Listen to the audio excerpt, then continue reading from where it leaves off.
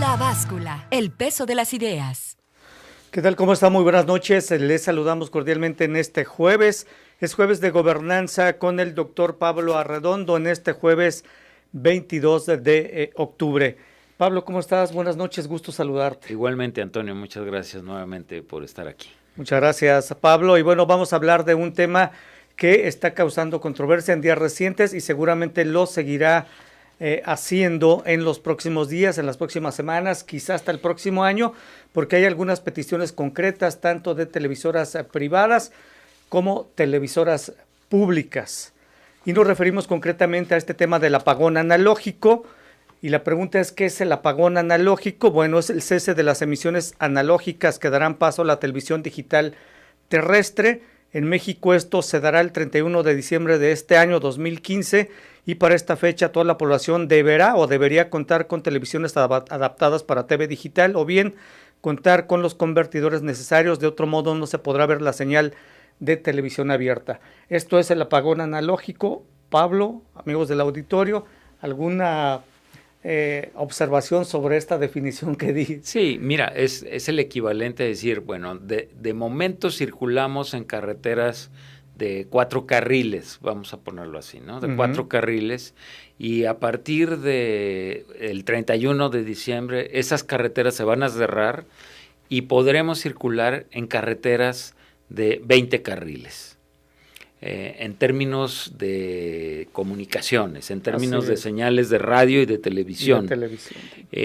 Pero para circular en las carreteras de 20 carriles vas a necesitar un auto distinto al que utilizas para circular en las carreteras de 4 carriles. Por lo tanto, quien no tenga un auto para circular en carretera de 20 carriles, pues no va a poder circular, se va a quedar afuera. Y el tema es que la mayoría tenemos vehículos para circular nada más por esas carreteras de 4 carriles. Sí, ¿verdad? Ahora, esto hay que entenderlo en un contexto y en una proyección. Se supone que el mundo en general, el mundo no es una cuestión nacional, es una cuestión internacional, global. Está caminando hacia las carreteras de 20 carriles. Y hay compromisos de carácter internacional que hacen que los países obliguen o se obliguen los gobiernos junto con sus poblaciones a hacer lo que se llama la transición de lo analógico, es decir, no somos ingenieros ni tú ni yo, pero bueno, entendemos que lo analógico es una manera de transmitir señales y lo digital es otra manera de transmitir señales. Se supone que la transmisión digital es de mucha más alta calidad y que permite abrir 20 carriles en una frecuencia, lo cual lo analógico no te permite. Y todo esto está en función no nada más de que veamos 20 canales sospechosos de televisión, de mala televisión, sino que se aumenten los flujos de comunicación, porque la comunicación ahora es la clave del desarrollo. Esa es la verdad. No es nada más la televisión, es la transmisión de señales, sí, pero también de datos. Por ahí circulan datos, información, tiene que ver con el Internet, tiene que ver con todas estas cuestiones. Entonces, modernizarte en este mundo actual y contemporáneo significa que tienes que dar el brinco hacia las carreteras de 20 carriles en términos de señales digitales y cerrar las terminales, las carreteras analógicas. Bueno, en eso estábamos, cuando en México se hizo una reforma constitucional.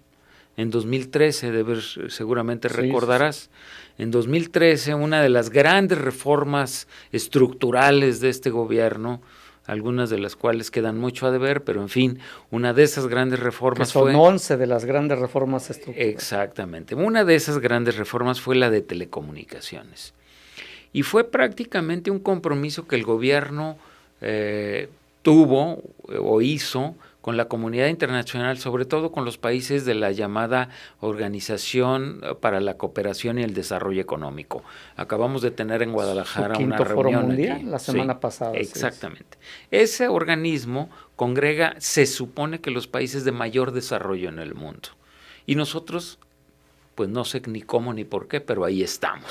Somos unos de esos 34 países que están en el lugar 32, pero ahí estamos. O en el 34 a veces. A veces, dependiendo el indicador que manejemos, a veces estamos en el último lugar o en el penúltimo.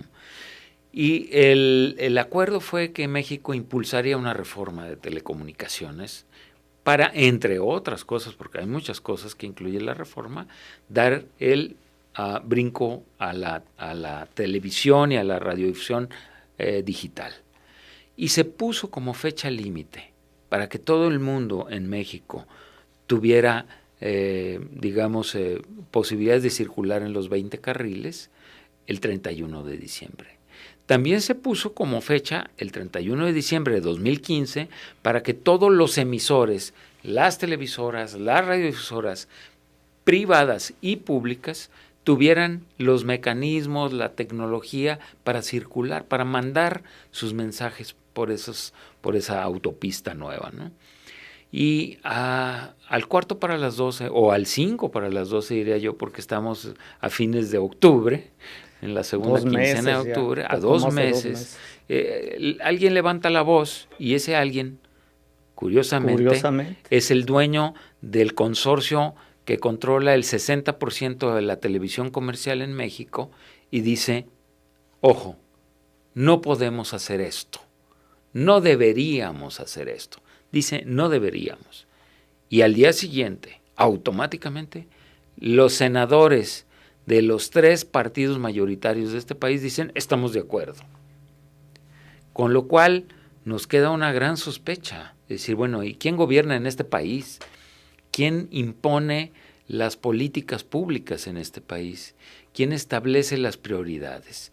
El señor Azcárraga, el joven Azcárraga, decidió o sugirió que era imposible dejar a tantos mexicanos sin televisión. ¿Por qué?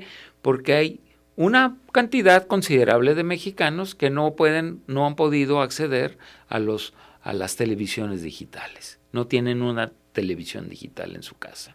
Y esto, pues, se convierte en un problema para los dueños de la televisión, en primer lugar, que tienen que vender audiencias a sus compañías publicitarias, y un problema para los políticos, que al parecer no pueden gobernar sin televisión. También.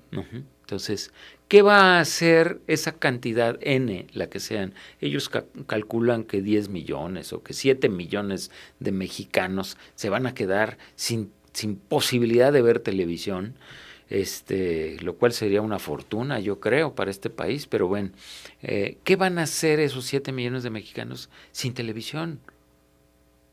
Se puede generar un malestar tremendo, ¿sí? ¿Quién va a poder ver esas telenovelas de altísima calidad? Lo que va a pasar es que va a bajar el rating de las televisoras, y eso es lo que están cuidando ellos, porque al bajar el rating, pues ellos no van a poder vender a las tarifas que están acostumbrados para el 2016 las pautas publicitarias de sus canales de televisión. En efecto. Y en todo este proceso, Antonio, tú lo sabes, hay una serie de sinsentidos. Por ejemplo, que el gobierno se metió a subsidiar de una manera tan burda este procedimiento, porque todos los gobiernos hacen subsidios en el mundo en este tipo de cambios, pero de una manera tan absurda como comprar televisiones y empezarlas a repartir en la población, ¿no? Con una actitud muy populista, además muy ceñida o muy acompañada en procesos electorales, que hizo sentir que bueno, que el gobierno de alguna manera estaba regalando bonos a la población para que fuera vista con simpatía. El otro problema es todos los procesos que se generaron de licitación para la producción de estas televisiones. La imposibilidad seria de tomar en cuenta los tiempos para la transición para la adopción de una nueva tecnología. Todo eso hace pensar que hacemos políticas públicas sobre las rodillas, las hacemos sobre ocurrencias y sobre intereses inmediatos. Y ahora resulta que el interés inmediato del principal controlador de la televisión en México, el señor Azcárraga, se está imponiendo sobre una reforma constitucional. Que además es una pregunta que él hizo, pero dice, bueno, ¿y por qué este tema del apagón analógico está en la Constitución, para empezar? ¿Y es por una qué, pregunta que se hizo, ¿no? porque yo diría, ¿y por qué 2 años después de que se hace la reforma constitucional, el señor Azcárraga dice esto? ¿Por qué no lo dijo en su momento? Porque se supone que esa reforma constitucional estuvo abierta a consulta pública. Y además estuvo avalada y aprobada por la que se menciona como la telebancada, ¿no? Bueno, sí, la telebancada son, para quienes nos escuchan y nos ven, son aquellos diputados y senadores que prácticamente trabajan al servicio de las televisoras. Así es. Algunos de ellos son hasta hijos de los propietarios, familiares o han sido empleados de ellos. Entonces, bueno, esa telebancada estuvo ahí y en ningún momento dijo que no debería de incorporarse a la reforma constitucional una fecha límite de apagón de las telecomunicaciones analógicas. Así es. Pablo, permítanos hacer una pausa, la primera en este jueves de gobernanza con el doctor Pablo Arredondo. Ya regresamos.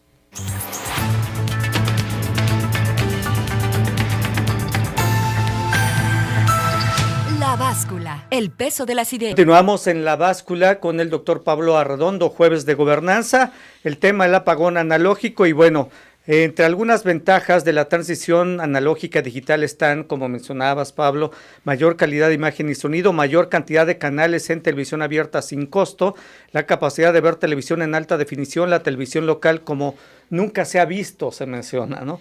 ¿Y cuáles son los costos y los beneficios del apagón analógico? Aquí está el problema, lo que tú mencionabas. Sí. En México este apagón analógico resultará 41% más caro que en Estados Unidos. En ese país el costo en 2009, cuando la tecnología era todavía más cara, fue equivalente a 17,000 millones de pesos por el reparto de vales para adquirir un decodificador.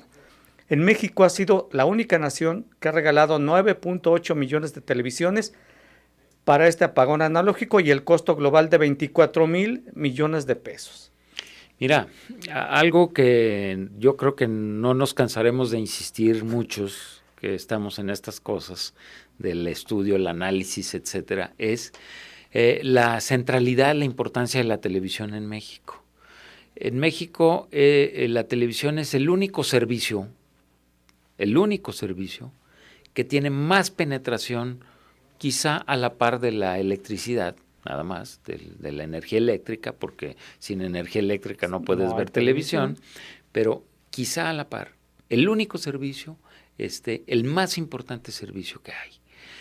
Al grado que hay una cantidad de contrasentidos, de contradicciones o de cosas raras que dirían, ¿no? En este país hay más hogares con televisión que con refrigerador.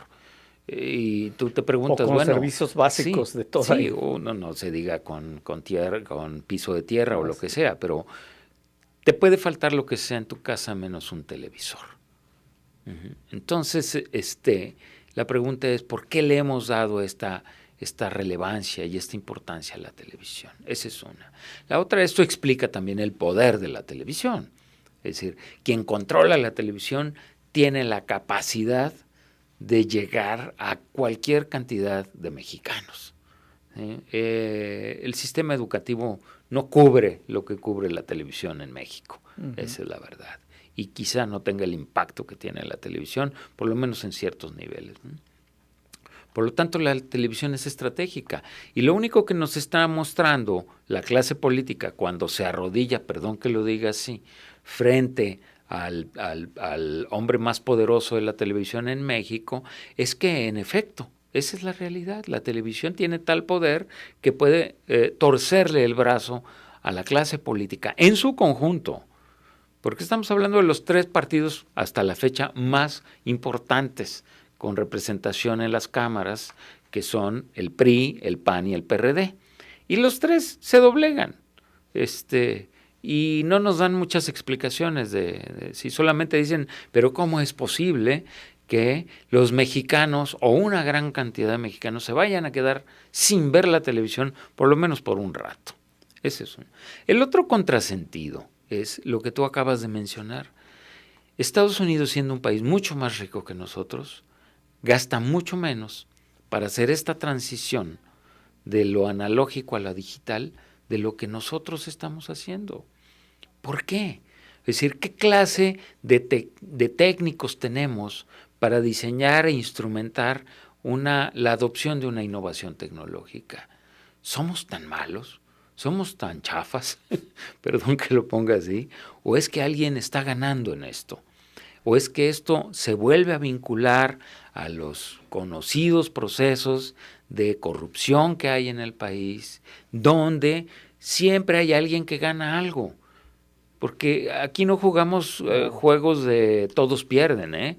Aquí siempre jugamos el juego de alguien gana, aunque parezca que todos perdemos. ¿Cómo que los mexicanos nos vamos a quedar sin televisión? No. Alguien está ganando de esto. Alguien gana de estas políticas. Entonces, lo preocupante de todo esto es cómo vamos a hacerle para que el gobierno no gaste de más. Esa es una. Porque el gobierno tiene que subsidiar, pero no tiene que subsidiar a lo mejor en la compra de aparatos telefónicos, de televisión y de radio.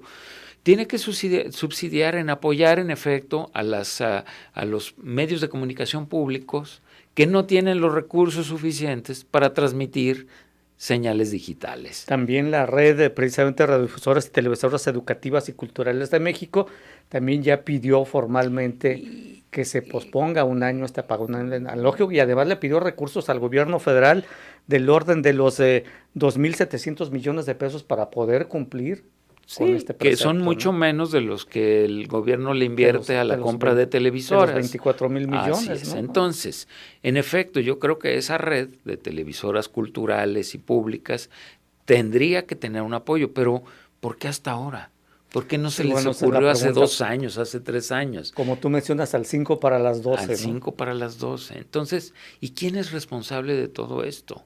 Porque parecería ser que nadie es responsable. Sí, el secretario de Comunicaciones y Transportes, en primerísima instancia, es el responsable. Que hoy estuvo en Guadalajara y sobre este tema dijo que esta decisión de posponer el apagón analógico es una decisión exclusivamente de los legisladores. O sea, prácticamente él dijo, se lavó las manos. Él se lava las manos. Y la otra pregunta que yo me hago en lo personal es, la reforma de las telecomunicaciones en México incluyó la existencia de un instituto federal de las telecomunicaciones, que se supone tiene una autonomía absoluta, el equivalente al INE de las elecciones, es el IFE o el IFETEL de las telecomunicaciones, y la pregunta es, ¿y dónde estaba este instituto?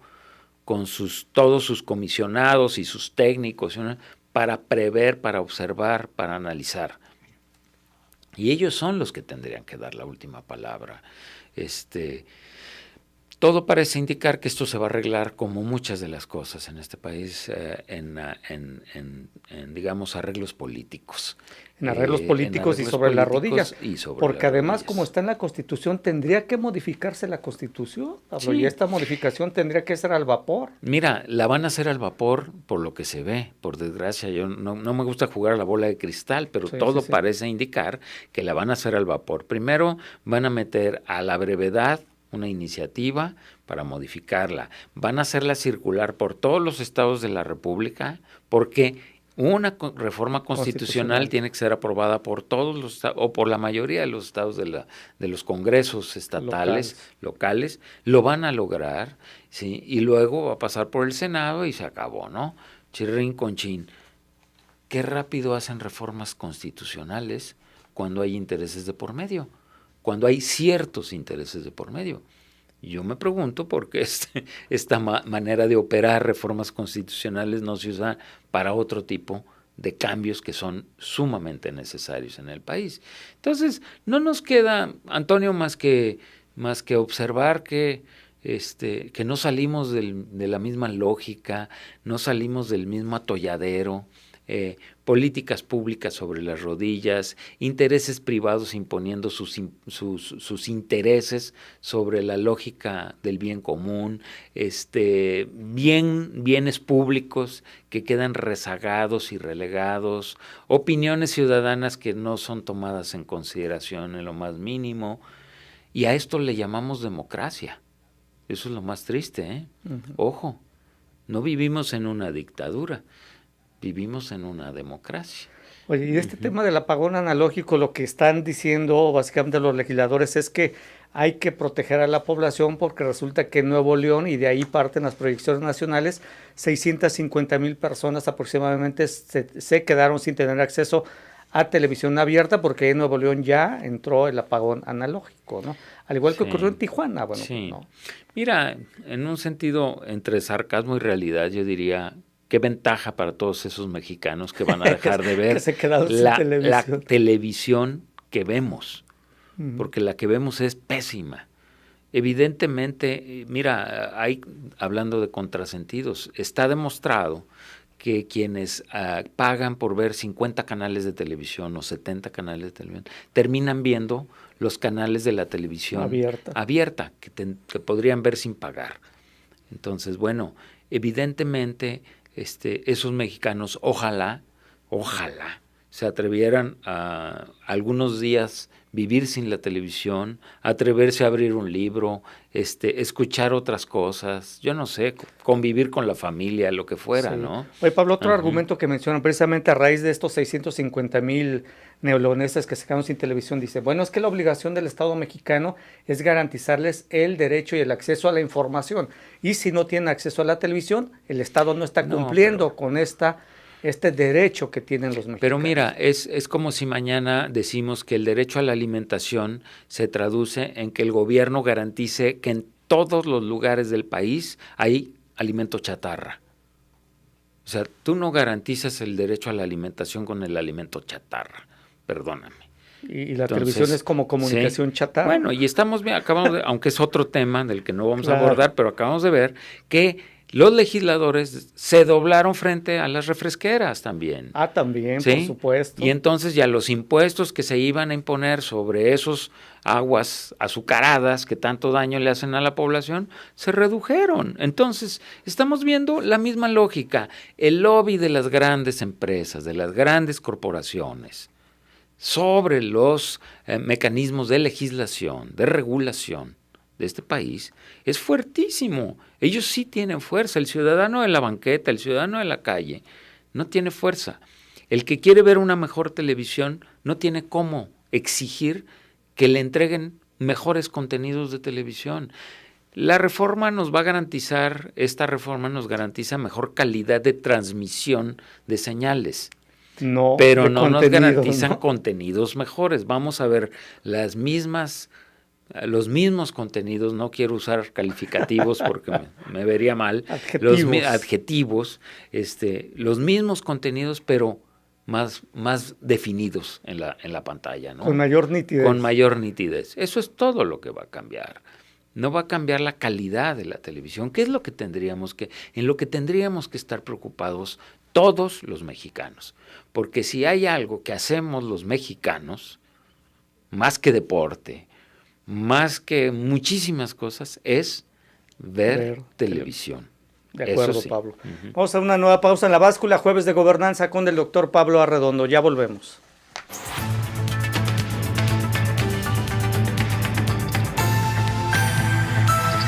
La Báscula, el peso de las ideas. Bueno, continuamos en este jueves de gobernanza con el doctor Pablo Arredondo y otro tema también que tiene que ver con intereses quizá de algunos cuantos o de algunos sectores poderosos, Pablo, es el crecimiento vertical de las ciudades, ¿no? También que este crecimiento se impone el interés de unos cuantos al interés de toda una comunidad. Y bueno, Cancún, Tijuana, el DF, Querétaro, Monterrey, Tuxtla Gutiérrez y Guadalajara son las 7 ciudades con el mayor crecimiento inmobiliario de entre las 50 urbes más grandes del país, según el portal de internet La Moody.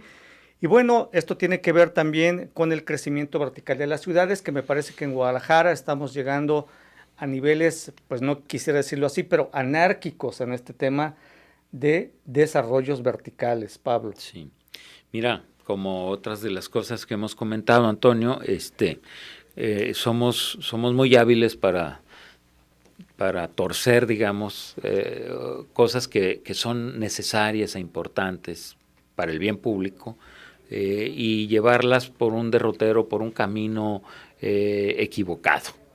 El punto aquí no es si la ciudad o las ciudades tienen que crecer hacia arriba, digamos, más que extendidas.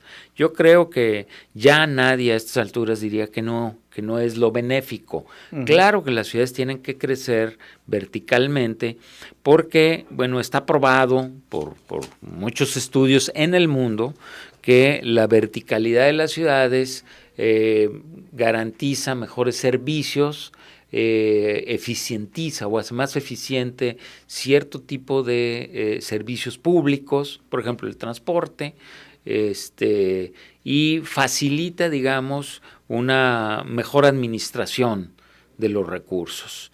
Crecer, hacer manchas urbanas que realmente no tengan... Perdón, una disculpa, pero la comunicación, ya ves cómo la comunicación se... Bueno, hacer manchas urbanas tan extensas resulta ineficiente urbanísticamente hablando, y resulta además ineficiente en términos de cohabitación humana. Dos ejemplos, Tlajomulco y Zapopan, ¿no? En los extremos, en los desarrollos habitacionales que están en los extremos de estas. O vete a situaciones tales como la Ciudad de México, que tiene una expansión territorial impresionante, Los Ángeles, y dícese de Tokio también, ¿no? Es decir, ciudades que crecen de tal forma, extendidas horizontalmente, que son ingobernables, son inadministrables y son muy costosas para sus habitantes. Entonces, la verticalidad es un objetivo loable. Es importante que se proponga la verticalidad. Guadalajara ha crecido, como tú bien lo indicas, de manera vertical, horizontal, de manera caótica. El problema es cómo entendemos lo vertical, y ahí es donde empiezan los problemas. Y la verticalidad empieza porque, primero, se ha llegado realmente a establecer de manera técnica por los urbanistas, por la gente que conoce, cuál sería el nivel de verticalidad que debería tener una ciudad como la nuestra. ¿Por qué vamos a pasar de tener ¿Si hay dos indicadores, pisos? Pablo, por ejemplo? Mira, que yo sepa no los hay, claros por lo menos. Uh-huh. ¿Por qué de una ciudad de 2 pisos vamos a poner, si tenemos que pasar a una de 20 pisos? ¿Por qué? ¿Por qué se están autorizando desarrollos urbanos, el crecimiento de torres ahora? Todos tenemos desgraciadamente, o muchos tenemos desgraciadamente, ya la amenaza de una torre cerca de donde habitamos tranquilamente. Torres de 20 pisos que van a tener una densidad de población exacerbada, que van a exigir unos recursos impresionantes, que además están ubicadas, la mayoría, es muy curioso, porque el grueso de estas torres desproporcionadas se están ubicando en zonas de ricos, no en zonas populares, en zonas de ricos, en donde lo más probable es que esa gente no use el transporte público, siga utilizando sus 3 automóviles. Todos van a tener su vehículo. Sus 3 automóviles. Entonces, la forma en que se van a saturar las vialidades, la contaminación que se va a generar en esas zonas, el efecto que se está teniendo sobre los recursos naturales, porque se están talando árboles, se están dañando áreas verdes, en fin, para levantar torres y torres. La cantidad de recursos naturales que se van a necesitar, el agua, por ejemplo, que se van a necesitar para alimentar esa densidad de población. Hay toda una serie de factores que uno se pregunta, ¿y quién autoriza esto? Y por fortuna ya tenemos la respuesta. Por fortuna, porque la corrupción es tan evidente en nuestro sistema de administración pública, tan evidente, que es ya difícil esconderla, bien difícil. Ahora resulta que por ejemplo, un tribunal que estuvo diseñado para defender los derechos de la ciudadanía frente a las arbitrariedades de la administración pública, resulta que está sirviendo de palanca para que grandes corporativos de empresas constructoras puedan desarrollar al margen de la legalidad, al margen de lo que establecen los planes de desarrollo urbano, para que ellos puedan desarrollar las torres que se les dé la gana. Y entonces el ciudadano común y corriente, el que realmente es afectado, resulta víctima, por un lado, de la inoperancia o de la corrupción de la autoridad pública, en este caso de los ayuntamientos, y de la inoperancia y corrupción del tribunal administrativo, que está ahí para defender los intereses de la ciudadanía y de los magistrados en particular que se han prestado para esto. Y frente a todo esto, el grueso de la población, pues solamente estamos como asustados, ¿no? Porque el día de mañana capaz de que te quitan tu casa, ¿verdad? Gracias a que un tribunal intervino ahí, ¿no? Uh-huh. Y gracias a que un corporativo que quiere desarrollar y le estorba tu casa, te la va a poder arrebatar, ¿no? Bueno, la semana pasada, Pablo, en el Congreso se aprobaron unas reformas en materia administrativa, presuntamente para meter en cintura precisamente a este tribunal. Y ahora resulta que ya si un ciudadano se ve o se siente afectado por alguna resolución del tribunal administrativo o de los magistrados, mejor dicho, de este tribunal, va a poder impugnar estas resoluciones. Pero yo me pregunto, ¿qué ciudadano o qué organización ciudadana tendrá los siguientes recursos y el tiempo para impugnar una resolución así que de seguro en tribunales se llevará buen tiempo? Sí, ¿no? Por lo pronto vamos a necesitar... están judicializando la defensa de los ciudadanos. Absolutamente. Pero yo creo que aquí la pregunta que tendríamos que hacernos es, ¿para qué queremos autoridades que no defienden la ley, primero, en serio? Que no la defienden en serio.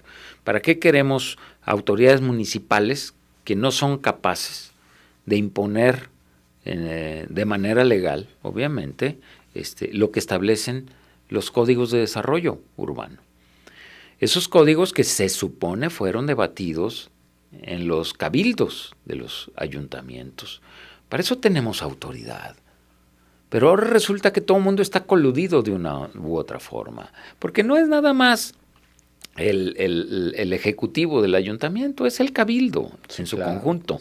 ¿Dónde está el cabildo? ¿Dónde está ese cuerpo colegiado, plural, que debe defender los intereses de la comunidad, de la ciudadanía de ese municipio? No lo vemos. Luego, un tribunal como el Tribunal Administrativo, que tú sabes que se estableció con la finalidad de evitar que la autoridad actúe arbitrariamente frente a las iniciativas particulares. Eso está muy bien, así en el abstracto, pero resulta que la iniciativa particular es el dueño de una gasolinera, la iniciativa particular es el corporativo que levanta torres, pero la iniciativa particular no es el ciudadano al que le roban su parque público, al que le quitan su tranquilidad, al que le roban el agua que le pertenecía de alguna manera. Es decir, resulta que el tribunal no trabaja para ese tipo de intereses, sino para el otro tipo de intereses. Y en una serie de triquiñuelas que ya han sido bien descritas por la prensa, documentadas, sí. Resulta que, bueno, pues entonces el tribunal recibe de manera, por cierto, irregular, quejas de estos particulares que son corporaciones en realidad, que hicieron la ficción de solicitar un permiso para la construcción de una torre y bueno, resulta que el tribunal les da la razón y ellos terminan amparados haciendo lo que se les dé la gana, ¿no? Con el argumento de que el ayuntamiento no le respondió y dan esta resolución como hace la llamada afirmativa ficta. La afirmativa ficta, que ojalá sí estuviera al alcance de cualquiera de nosotros, ¿verdad? Sí. ¿Por qué no puedo yo ir a ese tribunal y decir, yo solicité a obras públicas que pararan esa obra y no me hicieron caso. Entonces, usted oblíguelos. Una pregunta que una vez se la hice a un magistrado del Tribunal Administrativo, con quien llevo una relación, no de amistad, pero sí de conocido. Sí. Dijo, oye, magistrado, la obligación de un tribunal y ustedes, como magistrados, es cumplir y hacer cumplir la ley. ¿Por qué ustedes, cuando llega alguna persona a decirles, oye, quiero poner una gasolinera en una zona que ustedes saben que está prohibida y que se viola la ley o un reglamento, ustedes lo aprueban? O sea, simplemente si un ciudadano llegara, o un empresario, o un inversionista, y llega al tribunal y le dice, oye, quiero poner una gasolinera en tal esquina, ustedes como magistrados deberían estar obligados a decirle, no te la voy a autorizar porque ahí no se puede, estás violando la ley, estás violando el reglamento. Porque hay una Así escuela a 100 metros, serlo, no puedes tenerla ahí, ¿no? Y es todo lo contrario. Reciben esta petición y hacen como que están esperando la resolución del ayuntamiento, y como el ayuntamiento no responde, pues dan la afirmativa. Sí, es una red de corrupción. Es inconcebible. Es una red de corrupción porque no tiene otra explicación. Sí. De otra manera, pues te preguntarías por qué actuamos así. ¿Somos tontos? No somos tontos. Nos hacemos tontos, que es distinto.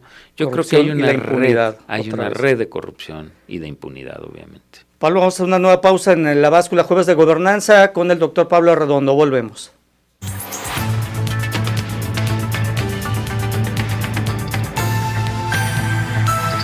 La Báscula, el peso de las ideas. Bueno, continuamos en este jueves de gobernanza con el doctor Pablo Arredondo en La Báscula.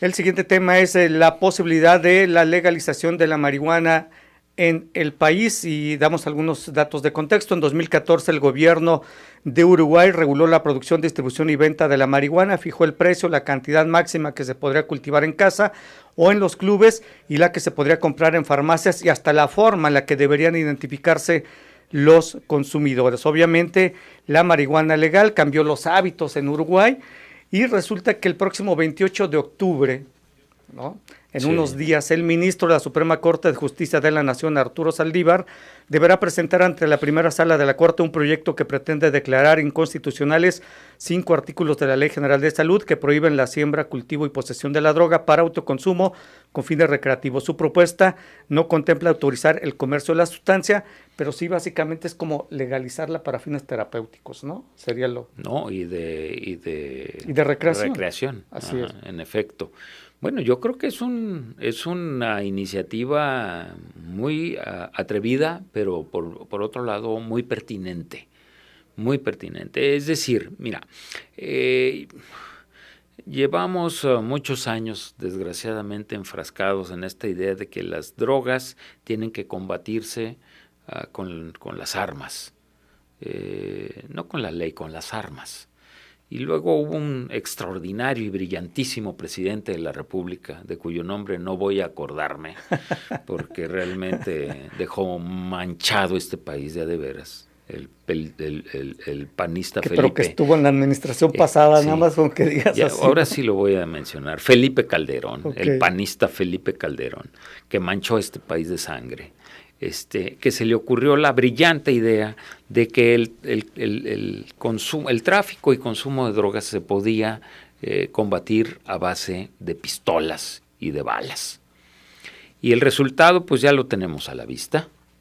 Estamos hablando de decenas de miles de muertos y también de decenas de miles de desaparecidos, y de un ambiente de inseguridad que se ha multiplicado en todo el país, de un fortalecimiento de los cárteles de la droga, de una inutilidad de toda esa estrategia. Donde, yo siempre digo, de nuevo, no es un juego de todos pierden. Aquí alguien gana. Y yo creo que alguien gana. Por ejemplo, yo te voy a decir, Estados Unidos, a través del Plan Mérida, pues estableció una serie de mecanismos para que el gobierno mexicano adquiriera armas, y municiones y todo lo demás. ¿De dónde las iba a adquirir? Pues obviamente de la empresa armamentística estadounidense. Los narcotraficantes pues han reforzado sus posiciones y también están importando cualquier cantidad de armas para esto.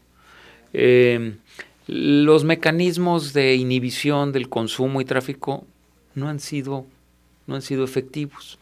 De pronto agarran a ciertos cabecillas de los cárteles que llaman mucho la atención y los encierran, y algunos otros, bueno, se escapan, como ya sabemos, con la ayuda y la colisión de las autoridades. Hay un hoyo en la regadera. Hay un hoyo en la regadera. ¿Qué estará pasando ahí, no?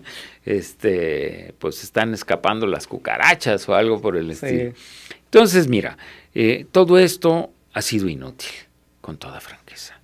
Yo creo que iniciativas tendientes a cambiar la estrategia, que no es una idea personal, grandes personalidades del mundo de la política y de la cultura y de la ciencia lo han expresado. Hay que cambiar la estrategia. Y por lo pronto, una de esas estrategias tiene que ver con la marihuana. La marihuana no es la única droga que circula y puede que sea la más benigna, por lo que se sabe. Por lo que se ve, es la más benigna. Y hay quien dice que es más benigna la marihuana que el alcohol y que el tabaco, que hacen menos daño al individuo y a la sociedad. Con moderación. Con moderación, como todo. Entonces resulta que esta estrategia pues está en entredicho gracias a la iniciativa de algunas personas en el mundo. En el caso mexicano, concretamente, es una organización que está a favor de que la marihuana puede ser utilizada de manera individual y producida de manera individual con fines recreativos y medicinales, ambas cosas, por cada uno de nosotros, ¿no?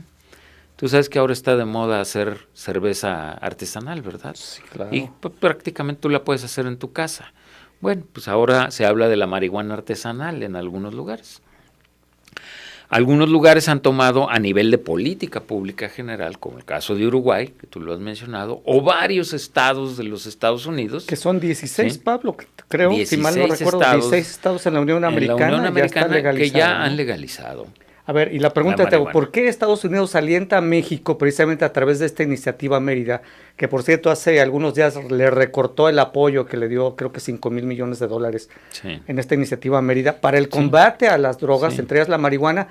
Pero en su país, Estados Unidos, se avalan 16 estados. Te digo porque es un contrasentido. Allá hacen empresarios y México pone los muertos, ¿no? Porque allá les está yendo muy bien en la venta de armas, primero. Segundo, no creas que no, pero allá hay mafia también. Sí, claro. Y la mafia también está vinculada con el Senado y con los diputados y con el Poder Ejecutivo. También está metida ahí. Y hay quienes ganan con esto. Hay quienes ganan. Por eso digo, no es un juego de todos perdemos. Es, ¿quién pierde si mañana se legaliza la marihuana en México, por ejemplo? ¿Quién pierde? ¿Realmente quién pierde? Pues lo más probable es que pierdan el crimen organizado, que tiene un buen negocio en eso, que pierdan algunas autoridades que tienen muy buena vinculación con esta lógica y reciben una buena cantidad de recursos, y obviamente pierden algunos proveedores de insumos, ¿no? Como los vendedores de armas, que están ubicados y radicados en Estados Unidos. ¿Tú crees que ellos no empujan sobre la idea de que no hay que legalizar nada? Pues claro que ellos empujan sobre esto, ¿sí? El ciudadano común y corriente no pierde ni gana. El ciudadano común y corriente está más preocupado por su seguridad que por otras cuestiones, ¿no?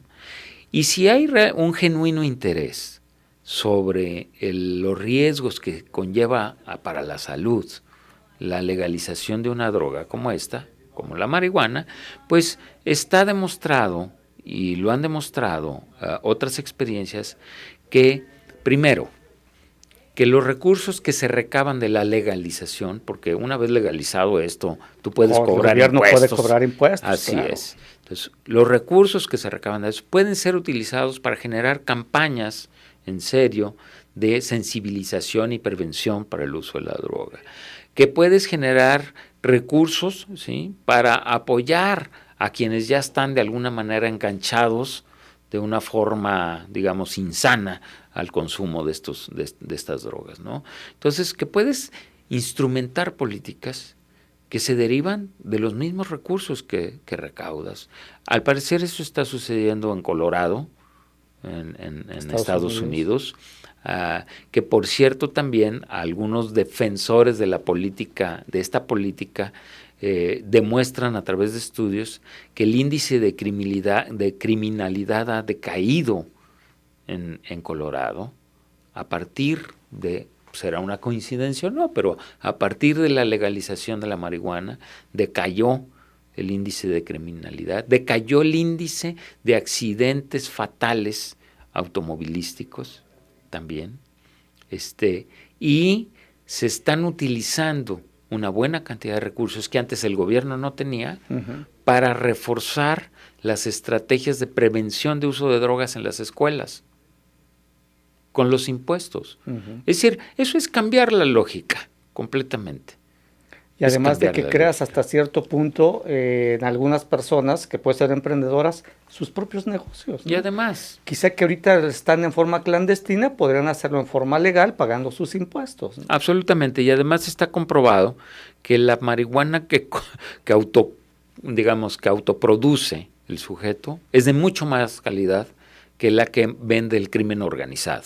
Entonces hasta el consumidor de esta droga puede llegar a la conclusión de que más le vale darse de alta y producir sus plantitas en casa que andar comprándola a quién sabe quién. Sí. En el mundo soterrado y subterráneo. Sobre este tema precisamente un reportaje hace algunas semanas en El Economista, excelente reportaje, de portada incluso, hablaba de este fenómeno que ya mencionamos. En Estados Unidos hay incluso jóvenes que apenas están terminando sus high school, la preparatoria, y bueno, a raíz de que se legalizó la marihuana están creando sus propias empresas y se preguntaban, mientras Estados Unidos hace empresarios, México aporta a los muertos. No, aportamos muertos y aportamos ahora una gran cantidad de consumidores, pero de droga que ve tú a saber qué calidad. También. Esa es la verdad, ¿no? Sí. Porque en México no ha bajado el consumo de droga, va en aumento. Pablo, pues vamos a esperar esta resolución el próximo 28 de octubre del ministro de la Suprema Corte de la Justicia, Arturo Saldívar, a ver en qué sentido. Sí, al que hay que darle un reconocimiento porque es un ministro valiente. Efectivamente. Sinceramente, es valiente y ojalá que los otros colegas de él tengan algún tipo de sensibilidad. Que la presente, que lo apoyen a él en su ponencia, ¿no? Pablo Arredondo, muchas gracias por estar con nosotros en La Báscula. Antonio Ceja, siempre es un placer estar aquí contigo. Gracias, Pablo. Gracias. Y gracias a usted, que descanse y muy buenas noches.